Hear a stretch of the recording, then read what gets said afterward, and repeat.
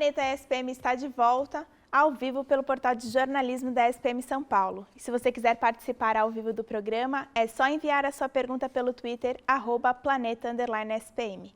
Estamos conversando sobre os 20 anos de Castelo Rá-Tim-Bum com o ator e manipulador de fantoches Álvaro Petersen e o criador de bonecos Jesus Seda. Para falar um pouco mais sobre esse assunto, vamos conversar via Skype com Dionísio Jacob, roteirista do programa infantil. Olá, Dionísio, tudo bom? Tudo bem? Como está? Graças a Deus. Como surgiu a ideia do Castelo Rá-Tim-Bum? Álvaro e Algeso.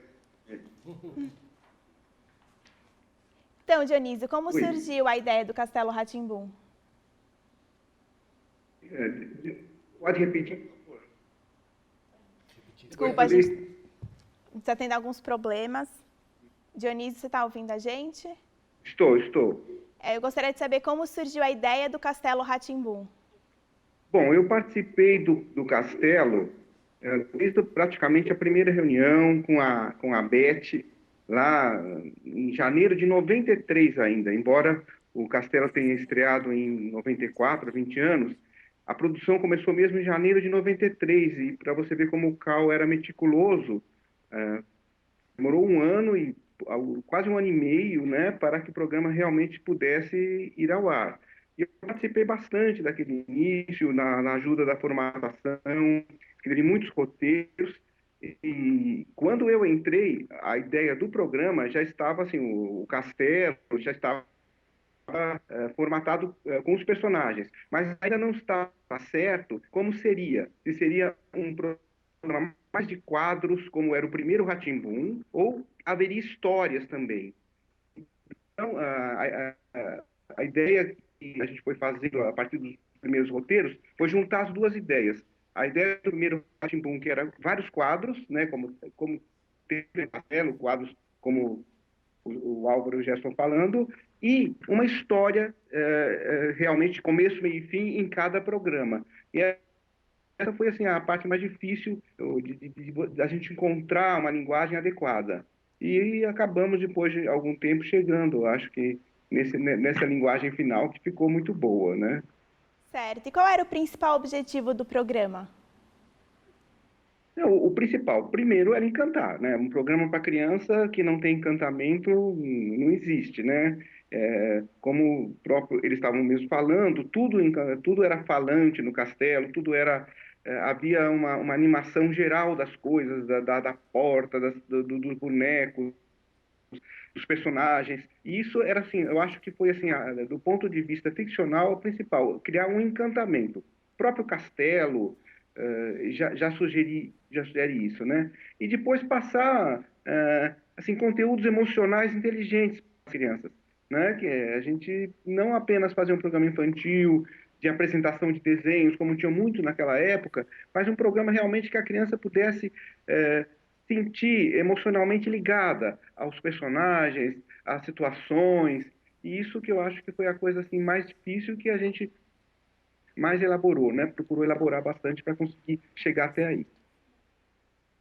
Muito obrigada pela participação, Dionísio. Eu que agradeço, um abraço a todos.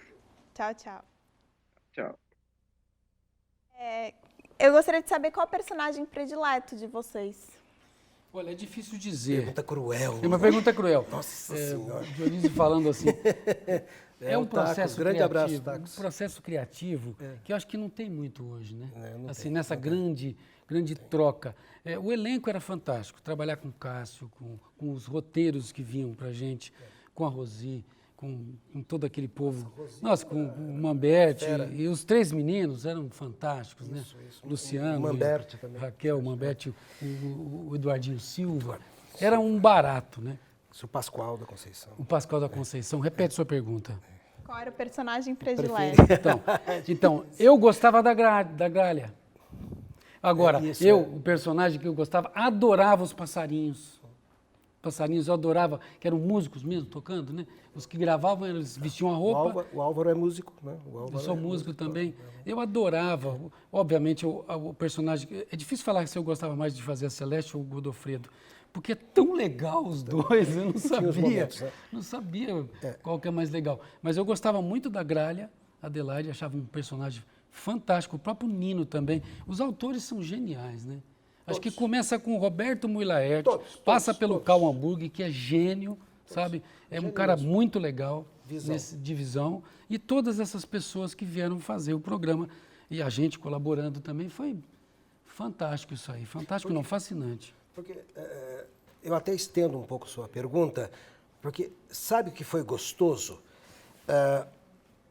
O diretor, o Karl, os diretores, né, porque tinha os diretores adjuntos, diretores de bloco, né, eles deixavam cada um fazer o que tinha de melhor.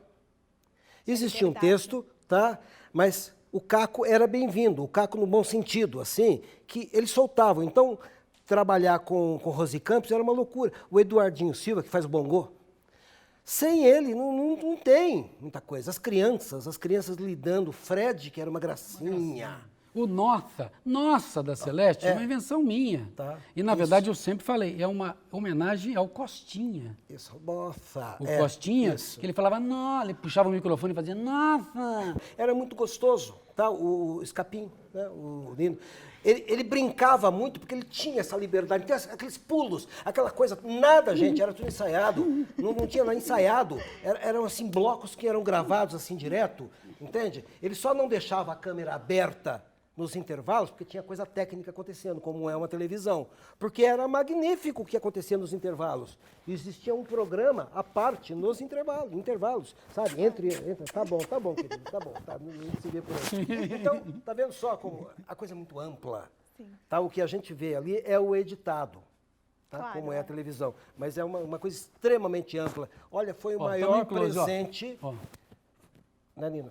Foi o maior presente que a gente poderia ter recebido na vida, não tem, sabe, como artista, sabe, dessa área. Sim. E na verdade a gente continua fazendo coisas legais, sabe assim, são... Tá, Cocoricó que está aí, Cocoricó, magnífico, mas tem outro caráter, né, e outra coisa. Claro. Castelo Rá-Tim-Bum realmente é um marco, único. né, tanto que eu acho que ele é muito significativo. Assim, por essa liberdade que vocês estão falando, vocês tinham dentro do estúdio e em frente às câmeras ou não, né, porque nos intervalos também. Vocês acham que isso faz com que o diferencial do programa esteja nessa questão? Porque vocês têm mais liberdade de expressar aquilo que vocês desejam e não só o que o diretor está pedindo? Eu acho que a escolha do diretor em montar a sua equipe é determinante.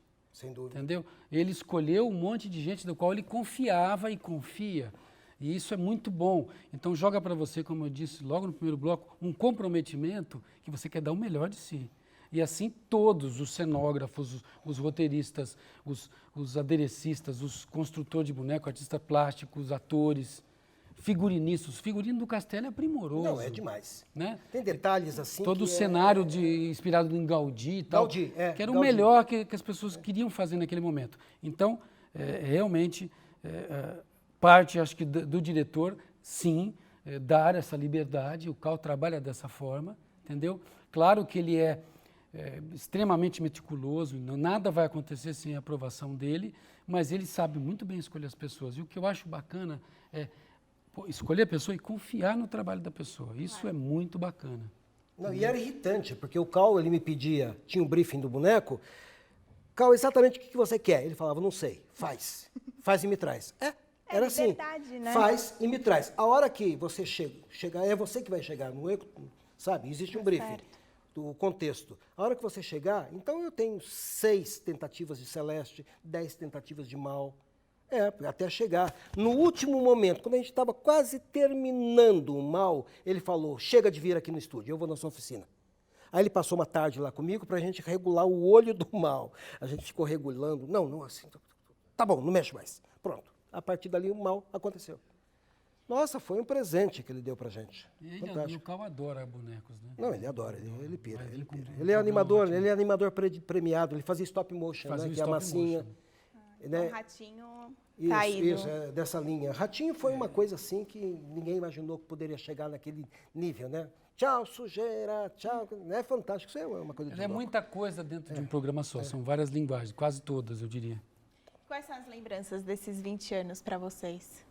Saudade, né? Lembranças eu lembro Saudade de tudo, né? O pior é que a gente lembra de tudo, né? Saudade das a gente gravações, lembra de tudo, lembra tudo. Dos amigos, do processo de gravação, das várias equipes de produção, tinham três equipes que se alternavam de produção, com pessoas extremamente competentes, eram 3 aqui, mais 3 lá, 6 pessoas sempre na produção. É uma coisa que andava muito bem, a emissora inteira à disposição do projeto, todo mundo gostando muito de fazer aquilo. E foi um divisor de águas, porque a partir daí as pessoas encontravam a gente em outros trabalhos, vinham comentar essa nova realidade que era. Você falou muito bem. Você falou muito bem. Eu acho que a gente nova realidade que o Castelo trouxe, que de repente as pessoas, eles queriam que a gente dividisse, sabe? E traziam assim, por exemplo, o Mal, fala do Mal, fala, pô, o Mal é um boneco, tá lá no... Olha, sabe? nunca eu posso ver, se eu for na sua casa, eu posso ver o Mal? Não, o Mal tá na TV Cultura. Puxa vida, mas você deixa ele lá sozinho? Como é que ele... Mudou a cabeça de todo mundo. Mudou a cabeça. Nunca o boneco, nunca o manipulador de boneco-ator foi entrevistado. Nunca teve matéria no jornal. Saiu o Castelo, o boneco surgiu. Hoje você tem Ana Maria Braga e N programas que vieram por causa do boneco que o Castelo colocou com uma grande veracidade na programação brasileira. Entendeu? No final no milênio, tá, em 99, o Marcelo Taz, pela revista Vogue, selecionou a Celeste como uma das 100 personalidades femininas do século. É verdade, o Marcelo, o Marcelo Taz que fez, né? Beijo, Marcelo Taz. Nossa, o Taz! Nossa, Bom, Beijo pro Taz. o papo tá muito bom, mas como dizia o relógio, olha a hora das crianças irem embora. Olha a hora, olha a hora! Esse foi o Planeta SPM com a participação do ator e manipulador de bonecos Álvaro Petersen e do criador de bonecos Jesus Seda. Muito obrigada pela presença de vocês. Quem quiser saber mais sobre o Castelo, vai ocorrer uma exposição no Museu de Imagem e Som a partir de julho. E para mais informações é só acessar o site do museu. Em breve o programa estará disponível na íntegra no site do portal de jornalismo da SPM. Obrigado pela participação e audiência e até um novo encontro. Obrigado você, Mara. Obrigado, Obrigada pessoal. a você. Obrigado a todo mundo. Tchau, tchau. Obrigada.